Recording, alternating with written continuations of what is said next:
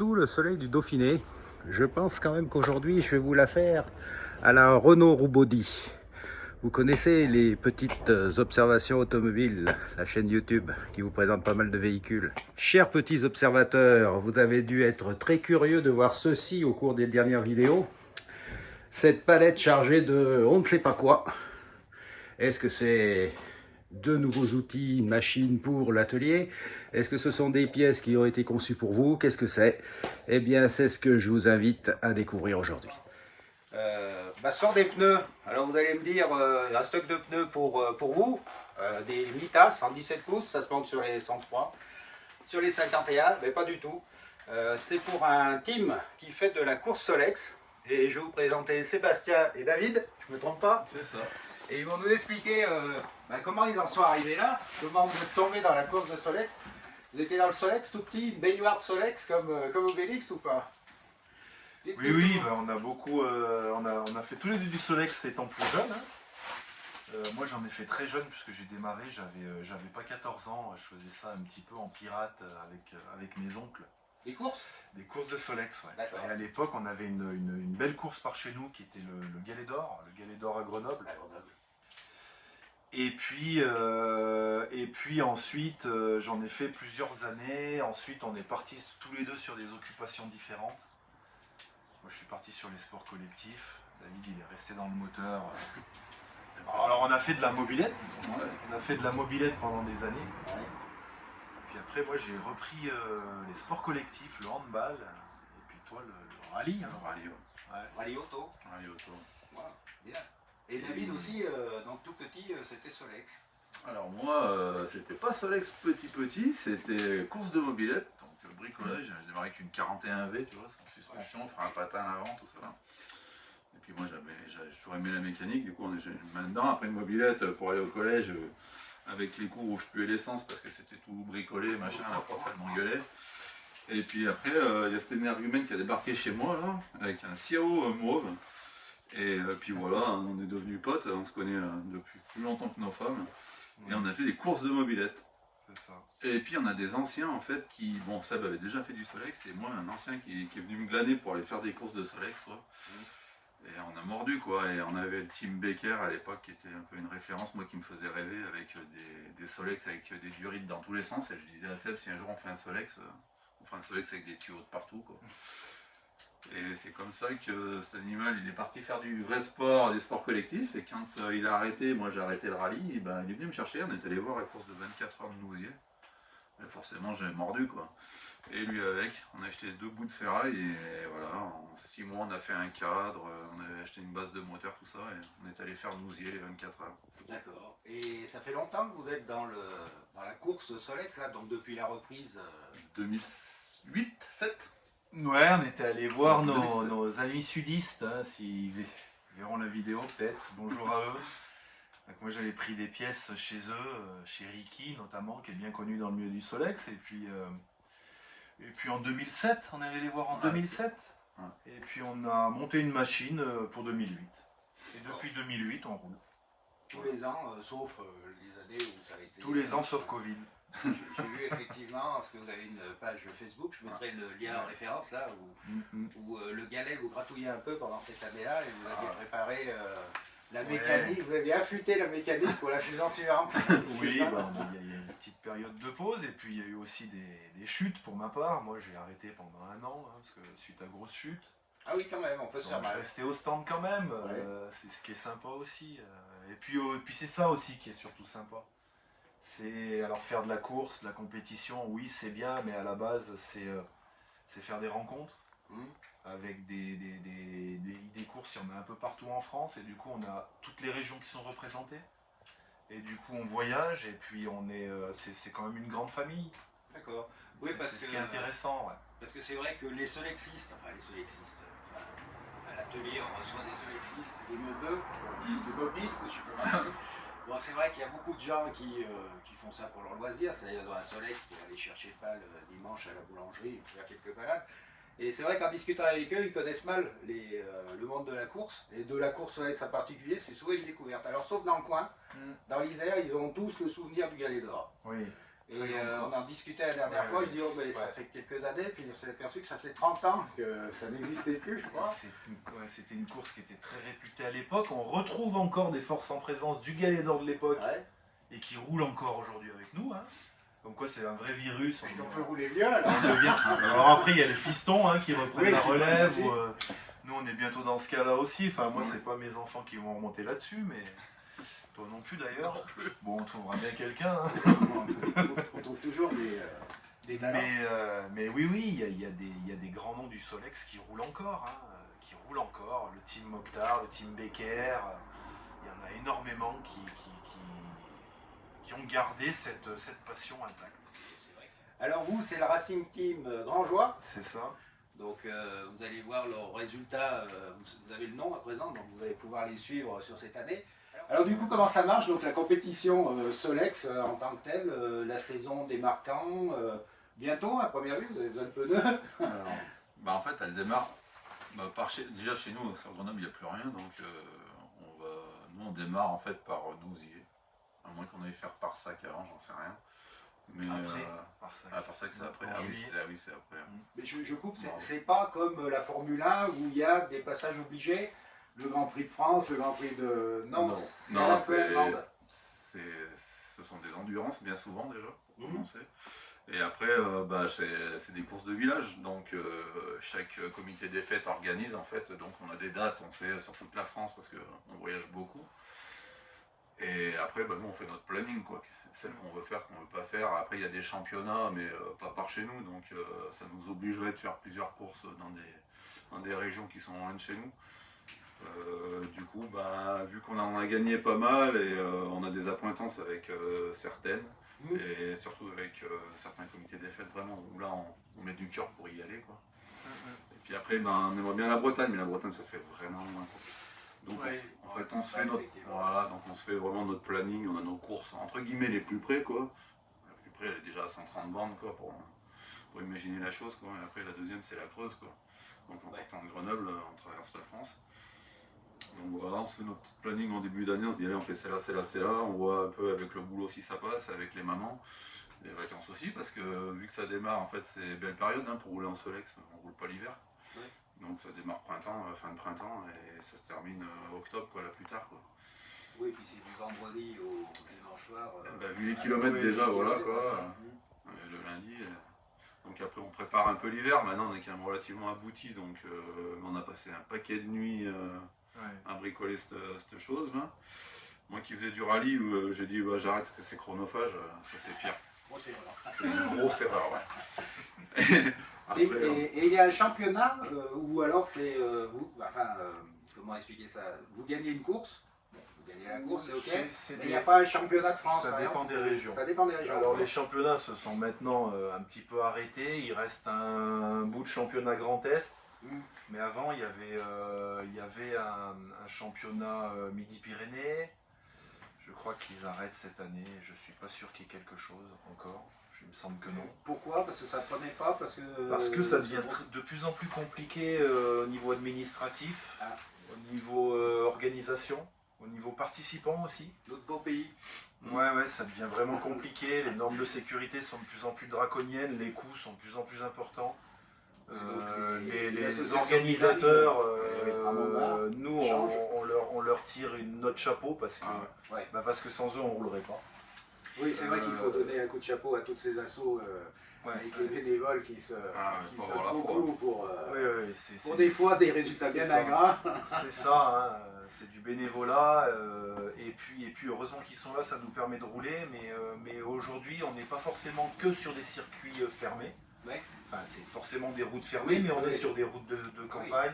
Pas des circuits routiers fermés à la circulation, mais routiers. Et le fait d'obtenir des autorisations sur des routes ouvertes aujourd'hui, enfin des routes des voies de circulation, c'est super compliqué, quoi. Ce qui est compréhensible aussi, les éléments de sécurité ne sont pas toujours... c'est compréhensible. Après, il y a aussi un engagement, une responsabilité de la part des organisateurs qui peut être compliqué. Donc, moi je peux comprendre que... Mais du coup, ça fonctionne encore, tant mieux. Heureusement qu'ils sont là et on arrive encore à rouler comme ça. Alors pour faire justement des compétitions Solex, il faut être organisé. J'imagine qu'un particulier comme ça ne peut pas le faire. Il faut un club, il faut une licence, il faut des autorisations, des assurances. Il y en a peut-être qui vont se sentir pousser des ailes. Moi je commence à me demander si Ah, il faut. il faudrait trouver des pilotes parce que Mais oui. ou alors un gros moteur. Et, Alors comment on fait du coup? On veut se lancer dans la course Solex. Bon, il faudra un Solex, on va le voir bien sûr. Un Solex, enfin, il en reste une poutre. Si j'ai bien compris. ça dépend de la catégorie. Ça dépend de la catégorie. Oui, c'est vrai, si on veut ça, effectivement, il faut travailler là déjà. Mais en tant que particulier, comment on fait? Il faut trouver des associés, des partenaires, des pilotes, des... Déjà, il faut une licence. Donc, Ouais. c'est une licence UFOLEP. N'importe qui peut l'avoir. Il y a un test, il y a un permis, il y a... Non, il y a visite médicale forcément. Oui, c'est normal. peut-être mieux, oui. Qui plus est, c'est un sport mécanique. Comme mais- tous les sports, je crois. Voilà. Enfin, Après, il faut un CSM. Donc, c'est un truc qu'on passe pour apprendre les drapeaux, pour la faire D'accord, courte, entre oui. guillemets. Quoi. Ouais. Donc, voilà, il faut quand même passer ce truc-là. En fait, c'est avec la fédération aussi. En fait. Après, il y a des clubs qui l'organisent, tout ça. Il y a des journées, il y a des sessions. Mhm. Vous apprenez les drapeaux. Et puis, je sais pas, à l'époque, nous, on passait en déquille. Je sais même pas si ça se fait encore ça. Si, il y a un parcours Si, il y a toujours un pratique, parcours. un pratique et la théorie, la pratique. C'est tellement vieux que. Ouais. Mais c'est toujours d'actualité. Oui, Oui, oui, sûr. Et c'est ça n'a pas bien été sûr. renforcé comme le permis moto. Certificat enfin, d'aptitude au sport motocyclisme, Ouais. CSM. Et on n'est Plus, pas obligé d'avoir un permis, l'apprentissage par exemple. Comme, Non. non. Non, En non, enduro, non, par puisqu'il est exemple, on peut- accessible à partir de 14 ans, si je dis pas de bêtises. D'accord. Et c'est la connaissance des drapeaux, les règles de sécurité. Oui, là-bas. Et puis c'est un mini permis, hein, quelque part. Voilà, c'est un mini permis. Donc c'est d'abord CSM, Mhm. ensuite licence. Mhm. Et puis du coup, après, bah, c'est inscription. Inscription, bien sûr. Et machine, hein. Et machine mécanique. Alors ça, c'est un Solex. Qu'est-ce qu'il y a comme catégorie? C'est un super proto, c'est ça? Ouais, c'est ça, il y a 5 catégories.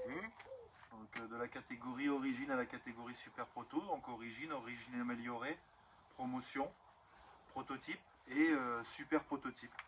C'est-à-dire qu'avec un Solex de base, on peut aussi faire de la compétition. Tout à fait. Sans rien modifier. Mhm. Origine, c'est... Si, il y a des petites modifications, mais sur la base de... Alors nous, on n'est pas des spécialistes de l'origine. C'est des courageux, les gars qui roulent en origine. Oui, j'ai vu une Parce course, qu'ils et c'est pédalent, vrai ils que- ouais. pédalent, ils pédalent. Nous, on ne sait pas faire ça. Donc on fera pas origine. C'est ce qu'on devrait faire. Et donc là, c'est donc du super proto. Alors le super proto, j'imagine qu'il y a des règles pour que ça rentre dans la catégorie Solex. Qu'est-ce qu'il faut du coup? Qu'est-ce qu'il faut garder par rapport... Parce que là, franchement... Je vais vous faire la partie Ouais, mécanique ouais, et puis on- David il vous expliquera comment on pilote on ce voit genre plus d'engin. on voit plus le Solex sous, Ouais, sous la bête là. Oui, alors malgré tout, la caractéristique que vous retrouverez sur tous les Solex, c'est la poutre d'origine Solex.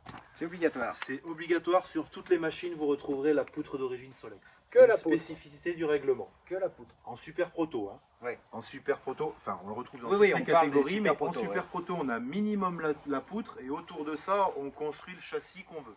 D'accord. Donc tout ce qui est fourche, châssis, c'est mécano-soudé. Tout ça c'est fait maison avec le calcul des angles que chacun choisit. Et puis ensuite on a 50 cm3, c'est aussi une spécificité commune du règlement. Toutes les machines sont en 50 cm3 maximum. Alors ça me fait plaisir, parce que ça prouve que le 50 Voilà. cm3 peut marcher fort. Voilà. Pas obligé d'avoir un boost 110 pour faire... Exactement, exactement. Voilà. Et puis on retrouvera aussi la spécificité principale Solex qui est la transmission par galet sur la roue avant. Oui, quand même. Voilà. D'accord. Alors pour la catégorie super proto, ça s'arrête à ça. Et puis ensuite, bien évidemment, c'est tous les équipements, les éléments de sécurité, les embouts de guidon, les boulots freins. Enfin, c'est quand même des machines qui sont un brin sécurisé. Et puis voilà, après, autour de ça, en super proto, vous faites ce que vous voulez. D'accord. Et tout ça, c'est, j'imagine qu'il y a un règlement avec ce qui est autorisé, ce qui ne l'est, enfin, Tout ce qui à n'est fait, pas, ce qui n'est pas exactement. dans le règlement. Tout à fait. Toutes Bien les sûr. catégories, vous les retrouvez sur le règlement UFOLEP national, D'accord. avec toutes les différentes catégories et les spécificités de règlement, D'accord. communes à chaque règlement. Alors du coup, mécaniquement, moi, je retrouve plus mon petit machin là.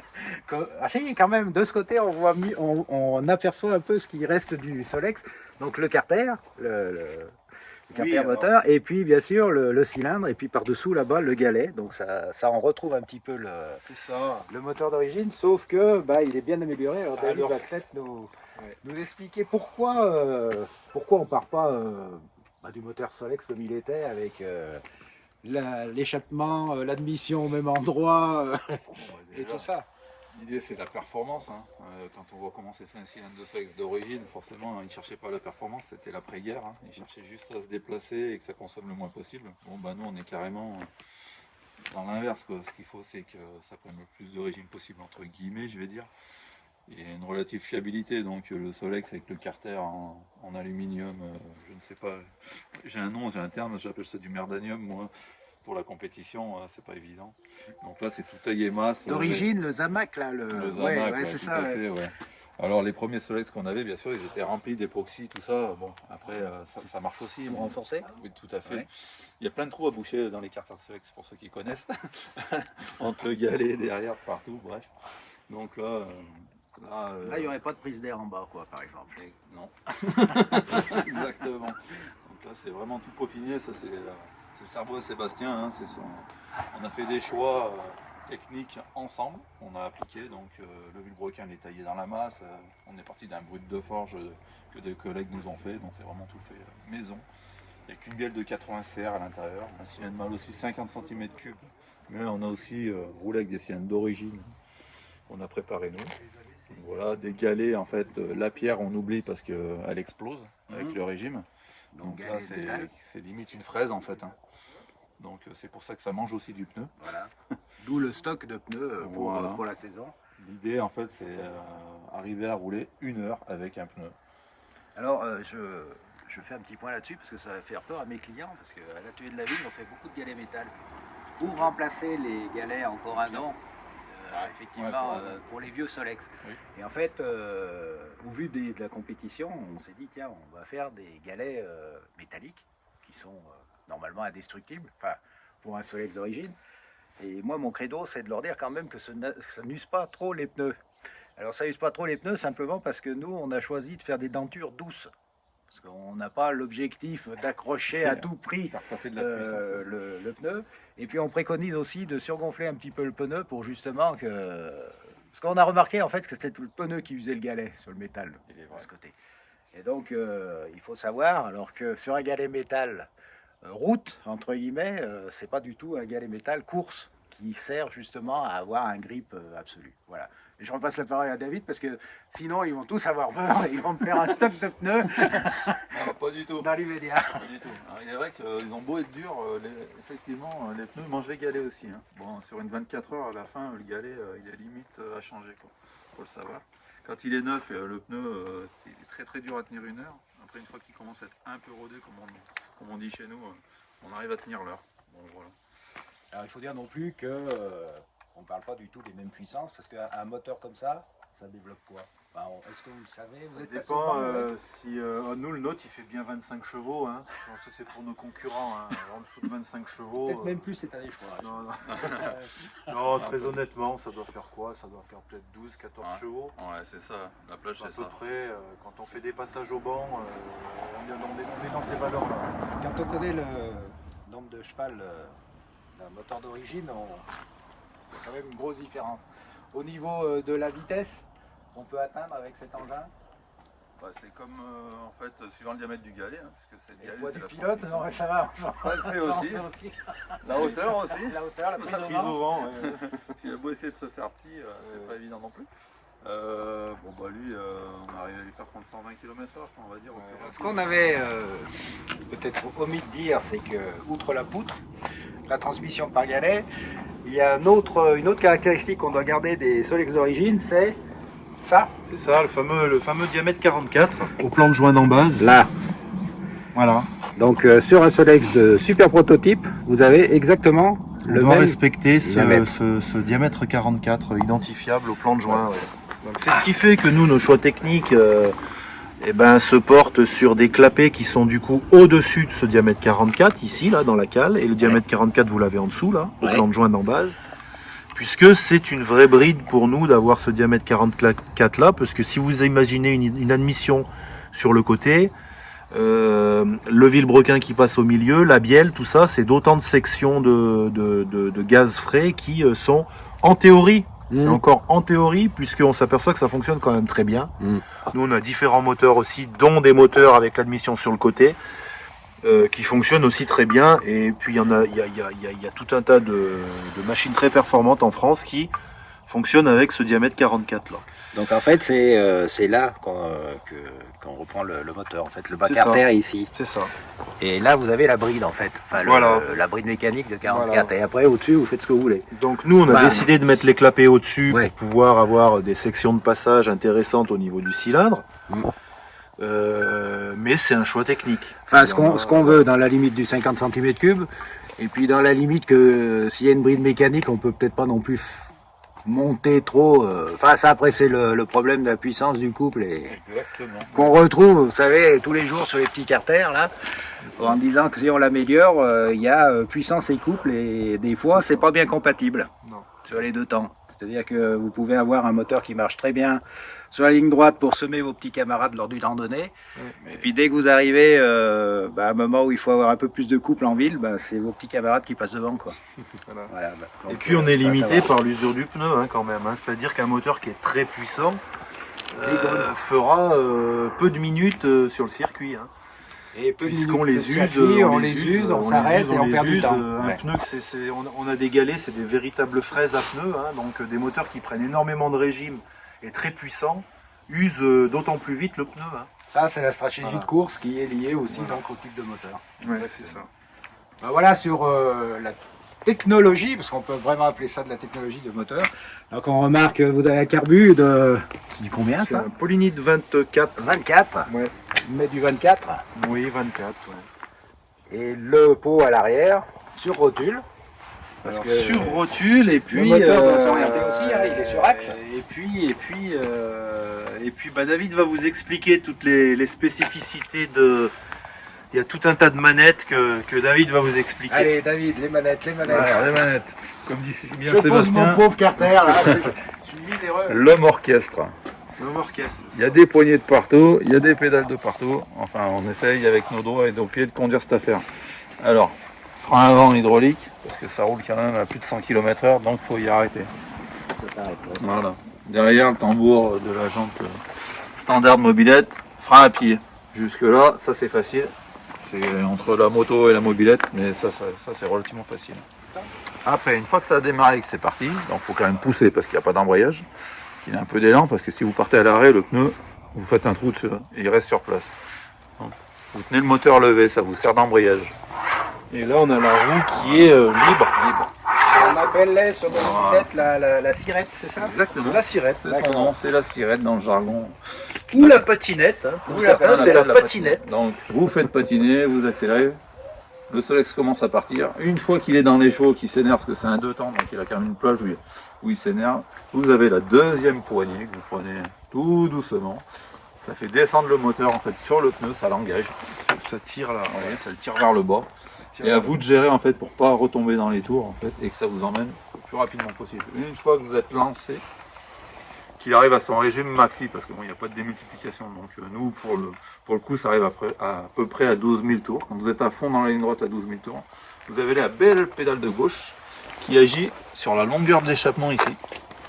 Voilà. Wow. Eh oui, c'est capital sur un 2 temps la longueur de l'échappement. Eh Voilà. oui. Donc nous, on a amené cette spécificité là qui consiste à faire varier la longueur de l'échappement lorsque vous êtes dans la ligne droite. Vous avez du couple en bas et de la vitesse maxi.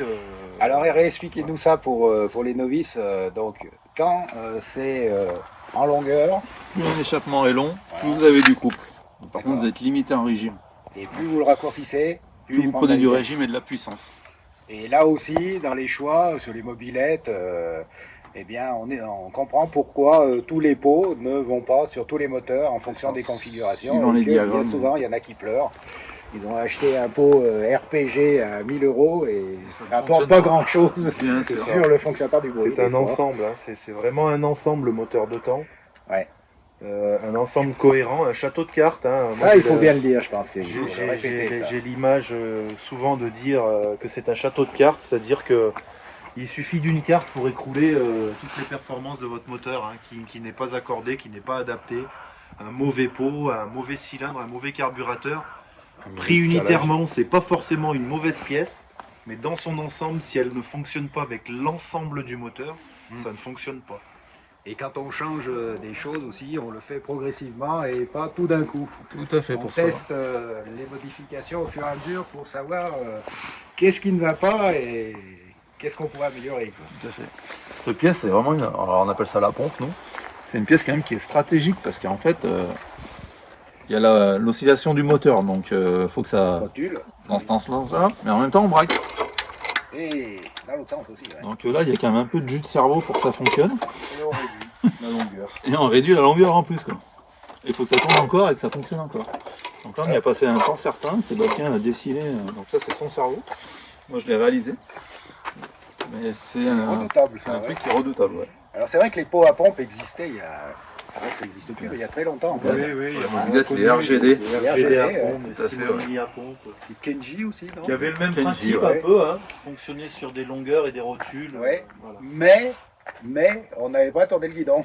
Tout à fait. Il y avait pas Non, cette non, non, tournure, c'était pas- Et on ne oui. gérait pas la pompe. Et on c'est gérait pas la pompe. La pompe était Bah, gérée par autogéré l'oscillation par du moteur. l'oscillation du moteur. Ouais.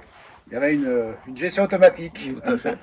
Après là, nous avons une batterie parce qu'en fait, nous avons une pompe à eau avec le radiateur en bois, donc pour que ça circule. Pompe à eau Bosch de Renault, avec un petit radiateur de, je sais plus ce que c'est, 125 RD, hein, c'est quoi ça? RS, Aprilia. Voilà, qui fait Avec remonter pompe l'eau à aussi. eau. Avec pompe à eau, ouais, c'est Pas de obligé. ventilo, ça c'est pas utile. Du coup. Non, non. Non, Jamais au ralenti. non, de toute façon, non.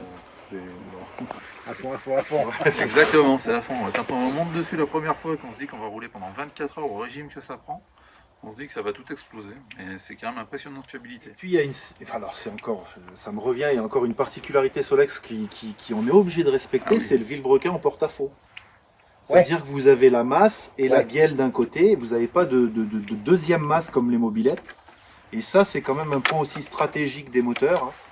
L'embiellage et le vilebrequin est un élément déterminant de la fiabilité du moteur. Vous êtes quand même sur 2 roulements. Bah, On a deux roulements, un de chaque côté, mais la masse est en La porte-à-faux. masse est en porte-à-faux. Voilà. Ouais. Et j'imagine que le vilebrequin a été pensé C'est un taillé dans la élément masse, clé. C'est un masse élément pleine. clé du moteur. Alors en fonction de l'équilibrage, en fonction du régime que l'on souhaite mettre dans le moteur, et puis en fonction surtout de la fiabilité et les sections et la matière utilisée. de direction. Oui, parce que ça c'est important aussi à dire, c'est que c'est des courses de vitesse, mais aussi d'endurance, et que bah, contrairement à ce qu'on voit, ça ne doit pas non plus être une usine à gaz que vous devez bricoler toutes les 2 minutes. Faut Il aussi faut que pas. ça soit d'une fiabilité L'idée c'est de redoutable. ne pas toucher le moteur. Hein. L'objectif numéro 1 c'est de faire 24 heures avec le même moteur et sans bricoler. Bon, ben, je crois qu'on a fait le tour hein, sur cette belle mécanique. Alors à présent, on va avoir le plaisir de l'entendre tourner. Alors ceux qui sont abonnés à notre chaîne Insta, ben, ils ont déjà eu l'avant-première. Alors abonnez-vous à Insta. Ça vous permet d'avoir le quotidien de l'atelier, c'est pas mal. Et puis pour ceux qui sont accros de YouTube, et uniquement de YouTube, eh ben, ils vont avoir en direct le démarrage de ce monstre dont on est vachement fiers d'avoir vu ça à l'atelier aujourd'hui, parce que c'est vrai qu'on en a vu passer dans certaines manifestations, mais jamais d'aussi près et jamais aussi bien expliqué comme vous l'avez fait. Puis vraiment, vous nous avez tout expliqué, ça c'est sympa. Parce que bien souvent dans les stands, quand les gens essayent de camoufler un petit peu leur secret de fabrication, et là on sent que vous aimez bien partager. C'est ça. Et vous l'avez dit dès le départ, ça m'avait marqué. La course, avant tout, voir des gens, partager, rencontrer. Et ça, c'est un bel esprit. C'est pas l'esprit compétiteur non. classique qu'on Non, peut ouais. avoir. Ouais, faut quand même pas trop se prendre au sérieux. Avant tout, on fait ça pour s'amuser. Rouler en Solex, merde. Exactement. C'est la philosophie Solex. Ouais. Voilà. À qui l'honneur? Allez, c'est allons-y. parti.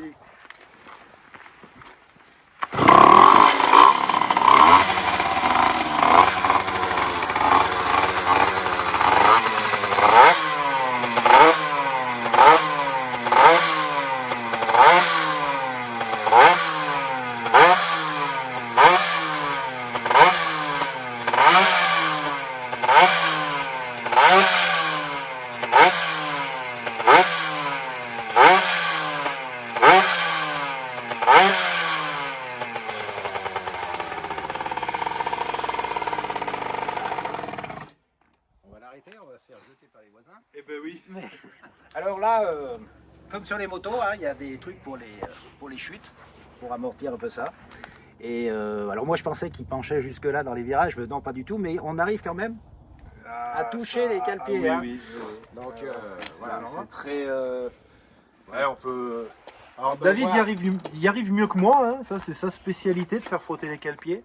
Bah, il paraît que il faut oser quoi. Sortir Ah le ben c'est genou quand et même tout assez... ça, hein. si on se met de face, vous allez voir que ça prend quand même un certain angle puisqu'il n'y a pas de suspension, donc la machine ne s'écrase pas.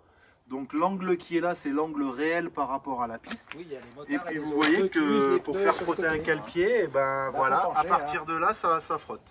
Waouh. Donc c'est quand même à l'arrêt, c'est toujours impressionnant, mais malgré tout en piste, et ben il frotte. Donc c'est que ça doit être ça quoi. Bon, alors si on veut voir le Racing Team Gangeois et ses concurrents et amis, Exactement. dont bah, le team de Nicolas. avec qui Exactement. travaille, On je sais passe pas- le bonjour à Nicolas. Hein. Ouais, Ouais. alors Nicolas, c'est la personne avec qui on travaille pour faire certaines pièces pour vos Solex de tous les jours, j'allais dire, qui bien souvent les teste, peut-être avec vous en course, avec certains. certains éléments. On travaille beaucoup avec Nicolas, oui, en Donc course. on est super content parce que quand on sait que la pièce a été testée en course, on sait que sur le Solex de Monsieur Tout le Monde, normalement, on ne va pas avoir trop gros problèmes. C'est ça. Donc ça c'est essentiel.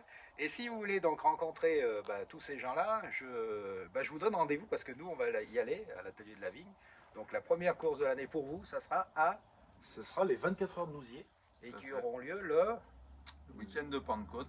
Lundi de Pentecôte, j'ai plus la date, mais c'est en fin mai. Fin mai. Le lundi de Pentecôte, du vendredi au lundi. Alors Enfin, j'imagine qu'ils ont un site ou un endroit où on peut se ça. renseigner. 24 heures Solex Nousier, vous regardez sur On va Google. regarder ça, on le mettra dans la description. Donc on va aller voir ça et puis on fera une vidéo aussi. Est-ce que on peut venir vous voir dans les Mais stands? bien sûr, Ouais. vous viendrez nous voir, Bon, c'est on sympa. aura l'occasion de partager un Bien sûr. moment ensemble. Bon, et puis on verra à quelle sauce sont mangés les pneus. Eh ben, merci bien en tout cas, Merci Sébastien. Et Merci à Et tous, David, d'être merci venu. beaucoup. puis à présent, reste le moins drôle, il faut charger les pneus. Et bien on va y aller. C'est parti. Merci. Merci, Merci, au revoir. merci, au revoir.